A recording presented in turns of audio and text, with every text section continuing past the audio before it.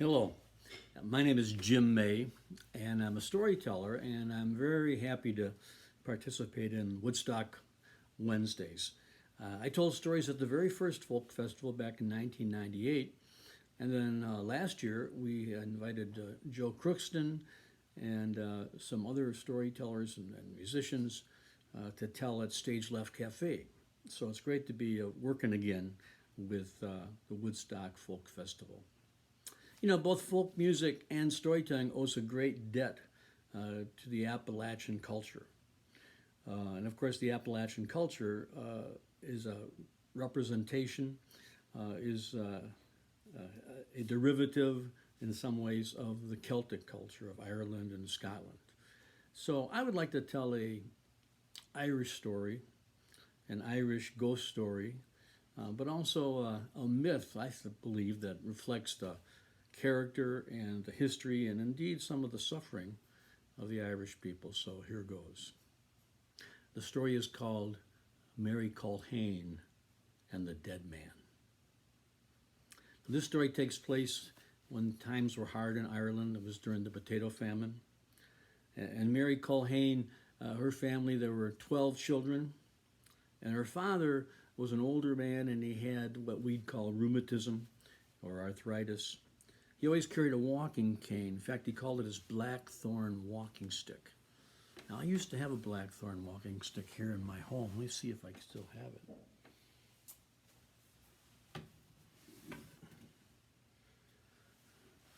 It would have been something like this, cut from the root of a blackthorn tree. And of course, Mary and her father would take long walks together. She favored her father and was always glad to take a walk along the seashore with him. And they were walking one day, and the mist began to roll in from the sea, as it often does in Ireland. And of course, his knees began to swell and ache from the rheumatism. So they stopped to rest, and it happened that they stopped to rest by a graveyard. They said some prayers over the graves of relatives, and soon the sun broke through the clouds, kind of burned off the mist and the fog. And, "Ah, Mary," her father said, "the warm sun feels good on my old, cold bones." And in fact, he did feel better. In fact, he walked back to their cottage with a little bit of a spring in his step. And perhaps that was how he made a mistake. In these old stories, there's often a mistake, an omission that leads to great challenge, sometimes to death, sometimes to life and transformation. We never really know until the story's over. Well, they were around the hearth after supper, and this was Mary's favorite time of the day because they would tell stories and sing songs, and it was warm there. But Mary could see by the light of the fire that her father was troubled by something. His brow was furrowed.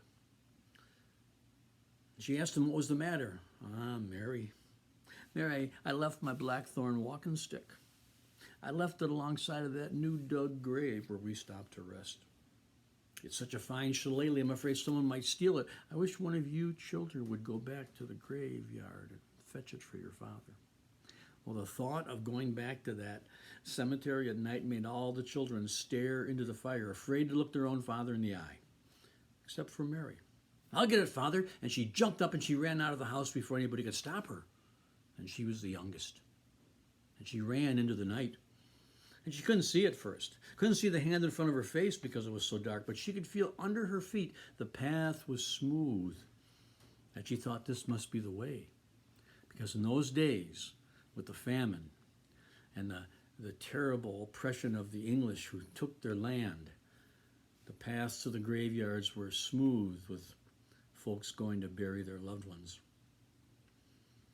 Mary could feel the path under her feet was descending down into a valley or a ravine, the air cooler and cooler on her face, and then it was more difficult walking, and Mary could feel she was climbing out of that valley, that ravine. And sure enough, she looked up ahead, and the moon broke the horizon, and up ahead of her on that path, she could see an old iron fence backlit in the moonlight. That was the fence that surrounded the graveyard. So Mary used the fence, kept it on her right. She walked along until she came to the gate. Then she opened the gate. And once inside, she could see more clearly now The moon was a bit higher. She could see the few tombstones of the rich, mostly the lords and ladies of the English, and some wooden crosses that marked the graves of her neighbors, and then a few piles of field stones for the very, very poor. And then Mary saw something that made the hair in the back of her neck stand up. She saw a pile of loose dirt. Now, she hadn't seen that pile of dirt before, but that was the place, because there was her father's blackthorn walking stick stuck into that pile of soft dirt. She knew it was his because she could see the moonlight shining off the handle that he had worn smooth, carrying it all those years in the palm of his old wrinkled hand. So Mary went for it, and she grabbed onto that blackthorn walking stick. But when she did, she heard a sound, a voice. "Leave the blackthorn alone, Mary Colleen, and help me out of this place." And the voice was coming from that open grave. And the voice seemed to pull Mary toward the edge of that grave, and she looked down, and there she saw in the moonlight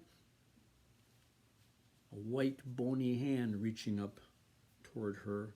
And Mary was amazed to see her own hand, almost by its own volition, reach down, and the corpse grabbed onto her hand, and Mary pulled the corpse out of the grave. It wrapped its long arm around her shoulder, and with the other hand pointed to the gate. And Mary found herself half dragging, half carrying the corpse across the graveyard, through the gate, and out onto the road. She hadn't gone far when she stopped the rest. She was tired already from the dead weight. And when she stopped, the hand reached out again, pointing forward. "Walk on, Mary." And Mary walked on. It wasn't long they came to 3 houses at the edge of the village.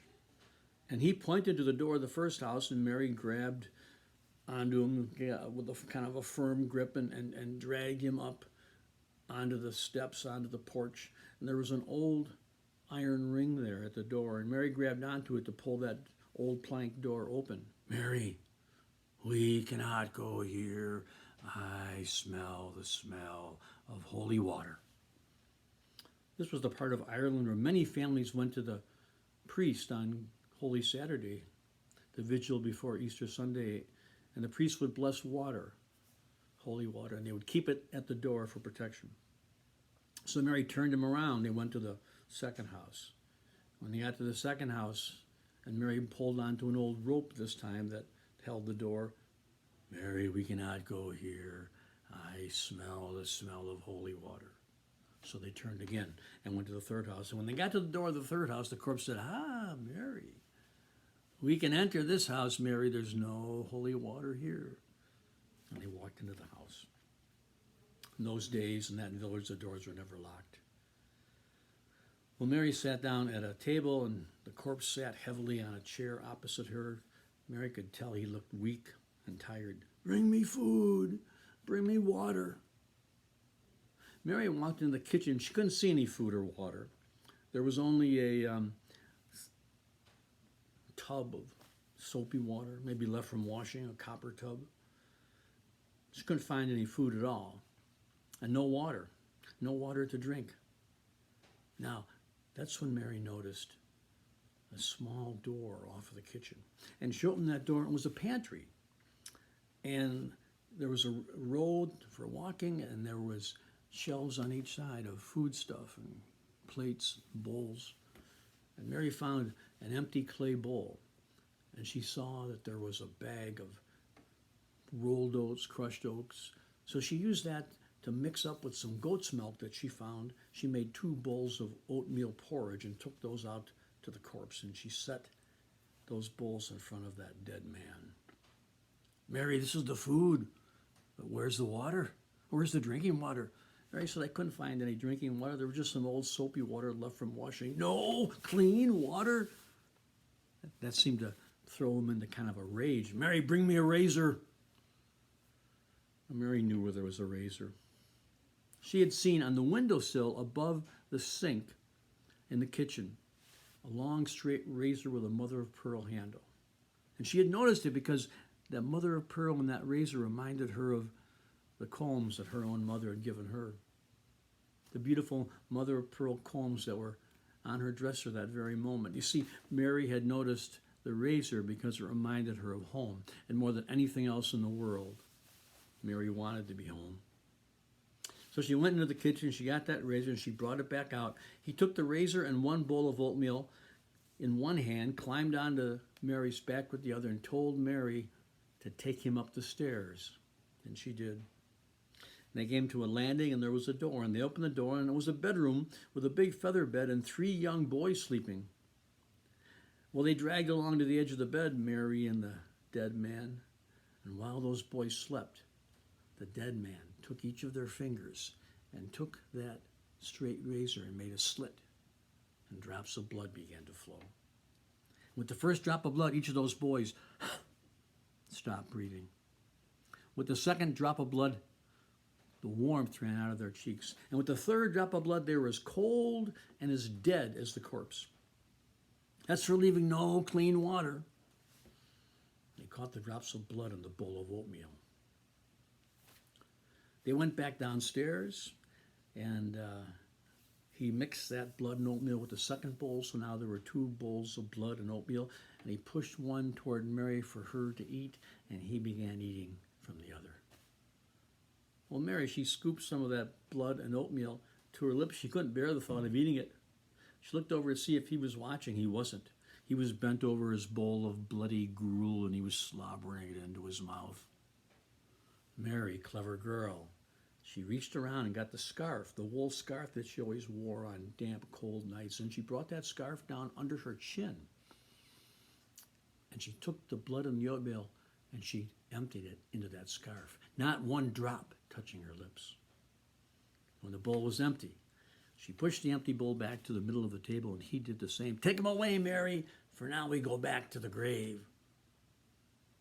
Mary, she took the 2 empty bowls back into the kitchen, back into the pantry. She put them up on a high shelf, pushed them all the way toward the back. She took the blood and the oatmeal, the scarf with the blood and the oatmeal, and she hid that back on that high shelf. When she walked back out to that dining room, he was standing by the table. He seemed stronger now, but he still climbed onto Mary's back, and she dragged him out of that room, down the path, and out onto the road. But when they got to the road, she said, those boys were my friends. I've known them all my life. We played together when we were small children. Is there anything that can be done for them? He laughed. He said, Mary, if one drop of that blood and oatmeal were to touch their lips, they'd be alive and never know of their death. But we have eaten it all. And they walked on. Now, it was late. The moon was high. And Mary, she passed a field that she had always wondered about. It was a field with 3 white stones. Now, the children never played in that field. They thought it was haunted. The farmers would laugh at the children for being fearful, but the farmers never pastured their sheep in that field either. There was an old story that once a farmer had pastured his sheep in that field. And next morning when he went to check on his flock, every ewe, ram, and lamb had his throat cut ear to ear. So nobody went into that field. Mary asked the corpse if the field was haunted. She thought he might know. He laughed. He said, Mary, there are no ghosts in that field, Mary. There are ghosts in the graveyard, Mary, and you're talking to one. But there are no ghosts in that field. There's gold, Mary, chests filled with pirates' gold, but no one knows except the dead. Mary, she kind of shivered because she knew she wasn't dead. And they walked on. Now it was getting toward dawn, and the eastern sky was starting to lighten, and a rooster crowed. Now he seemed afraid. Mary could feel him trembling. What was that sound, Mary? And Mary, clever girl, sensing his fear, said it was just a lamb calling in the night, a lamb bleating for its mother. And they walked on. They got to the graveyard. Mary was moving along the fence. She grabbed onto the gate to open it, and the rooster crowed a second time. And again, the corpse seemed terrified. Mary, that sound, what was that sound? And Mary said, it was just an owl, just an owl. And they opened the gate, and they walked into the cemetery. And once inside the cemetery, Mary could feel that he seemed to grow stronger, and he pushed off of her, and he started walking on his own in front of Mary, and then he turned around and grabbed her by the elbow and started pulling her back toward that grave. And Mary, she tried to get away, but she was so exhausted from having carried him all that night that it was doing no good. They got closer and closer to the grave, and they got right to the edge of it. He said, "It's into the grave with you, Mary Colhane." But at that moment, the rooster crowed for the third time, and the sunlight broke the horizon. And the light from the sun came into that cemetery, and it pushed away the shadows of night from one tombstone to the next, so the whole graveyard was bathed in the warm yellow light of the early morning sun. And when that sunlight touched his cold body, he lost all of his strength and he fell into the hole.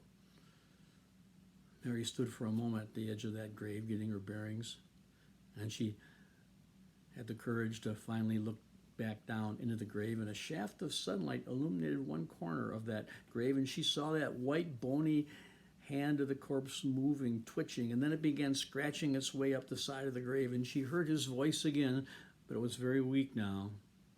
"If I knew you were going to live, Mary, I never would have told you about the gold." And the voice flopped down to the bottom of the grave, and Mary, she grabbed that blackthorn walking stick, and she ran home as fast as she could go. When she got home, the house was quiet. She set the blackthorn in the corner, and she went to bed. She never felt so tired. But she hadn't slept long when she was aware of a presence in the room. She heard a footfall near her bed, then a rustling of cloth, and then two hands on her shoulders. It was her mother. "Mary, you must wake up. You must not sleep late today. There's been a terrible thing. Our neighbor's sons have died during the night, and we must go to the wake to say the prayers with the priest and comfort the family." Mary put on her best Sunday dress, the one calico dress that she owned, and they went to the wake, and there were the bodies of the three boys on a table in the parlor. In those days, the funerals, the weddings were held in the parlors. After the prayers were done, Mary walked up to the parents. "Your sons were my friends. I want to help. I will help. But you know, my family is terrible poor. My father has the rheumatism. There are 12 children to feed. If I could bring your sons back to life, would you give my family the field that you own at the edge of town? The field with the 3 large stones?" They said, "Mary, don't speak of such things. It only makes our hearts more wrung with sorrow. We would do anything to bring our sons back, to have them walking again on this earth." Well, Mary turned, and she went back into the kitchen, into that pantry. She reached up onto that shelf, and there was a scarf. She brought the scarf down, and she opened it.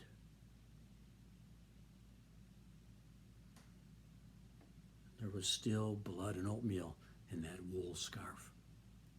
Mary walked back out to that room, the parlor, and the people, they turned away. They couldn't believe what they were seeing. It looked to them like Mary was taking something like clotted blood and putting it on the lips of those boys.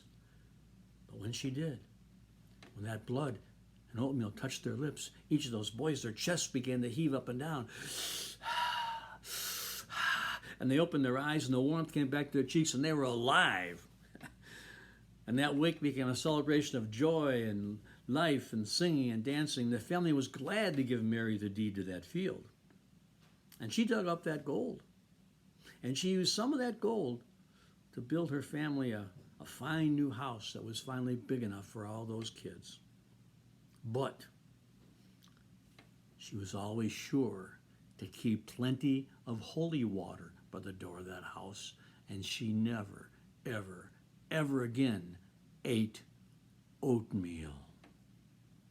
The story is called Mary Colhane and the Dead Man. I first heard that from a wonderful storyteller from North Carolina, Connie Reagan Blake. When I first heard it, it was at the National Festival. It was the evening of ghost stories, and back in those days, we sat right next to a Civil War era graveyard and listened to the ghost stories. You can also find it in a collection of folk tales called The Goblin's Giggle by Molly Bang, B-A-N-G, Molly Bang. But there are many different versions. I hope you enjoyed it. I hope that you can hear more stories. If you can go to my website or my email, probably my email is best, jimmaystories@gmail.com, jimmaystories@gmail.com. I've got several books and recordings of stories. They make great Christmas presents. And I'd just love to hear from you.